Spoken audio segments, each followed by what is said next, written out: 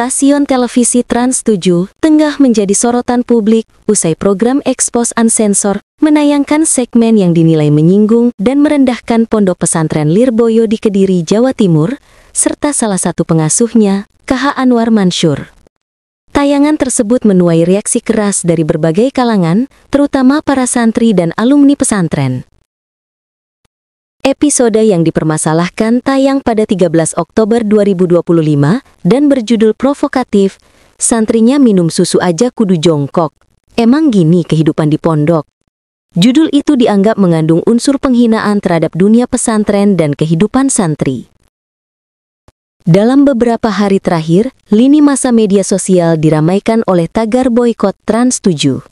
Tagar ini bukan sekedar tren sesaat, tapi bentuk kemarahan publik, khususnya dari kalangan santri dan umat Islam tradisional, terhadap tayangan salah satu program Trans 7 yang dianggap melecehkan pesantren dan para kiai.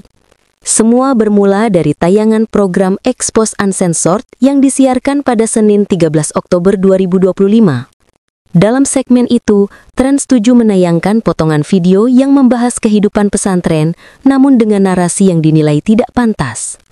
Ada adegan yang memperlihatkan santri sedang ngesot saat memberi amplop kepada kiai, serta deskripsi yang menyebutkan seolah kiai hidup dalam kemewahan. Potongan video tersebut cepat menyebar di media sosial, terutama di platform X dan TikTok, dan memicu gelombang kritik tajam. Dalam waktu singkat, tagar boikot Trans 7 menjadi trending topik nasional. Ribuan komentar bermunculan, sebagian besar mengecam isi tayangan itu yang dianggap merendahkan martabat kiai dan pesantren. Para alumni pesantren, tokoh masyarakat, hingga politisi ikut bersuara. Mereka menilai tayangan tersebut bukan hanya keliru secara etika jurnalistik, namun juga menyinggung simbol keagamaan yang sangat dihormati. Kecaman semakin meluas ketika pengurus besar Nahdlatul Ulama atau PBNU turun tangan.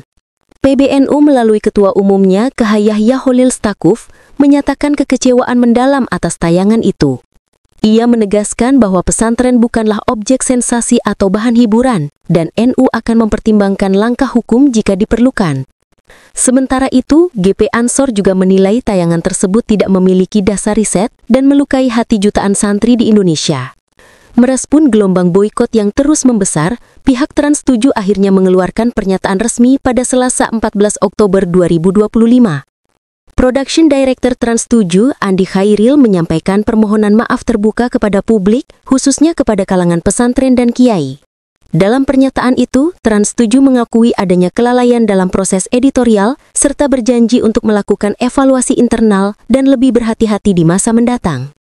Pihak Trans 7 juga mengirimkan permohonan maaf secara langsung kepada pihak Pondok Pesantren Lirboyo yang menjadi salah satu nama yang terseret dalam tayangan tersebut.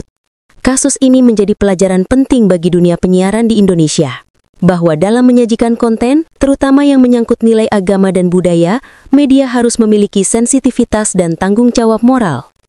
Kebebasan pers memang penting, namun harus dijalankan dengan etika, riset yang benar, dan penghormatan terhadap kelompok masyarakat tertentu. Boikot Trans 7 bukan hanya bentuk kemarahan, tapi juga peringatan keras dari publik bahwa media tidak boleh mengabaikan rasa hormat terhadap nilai-nilai spiritual dan kearifan lokal yang sudah menjadi bagian dari kehidupan bangsa. Kini, meski permintaan maaf telah disampaikan, gelombang kritik belum sepenuhnya mereda. Masyarakat menanti bukti nyata, apakah Trans 7 benar-benar belajar dari kesalahan ini atau justru akan mengulanginya di masa depan. Satu hal yang pasti, kasus ini mengingatkan kita semua bahwa kata-kata dan gambar di layar televisi bisa berdampak jauh lebih besar daripada yang dibayangkan.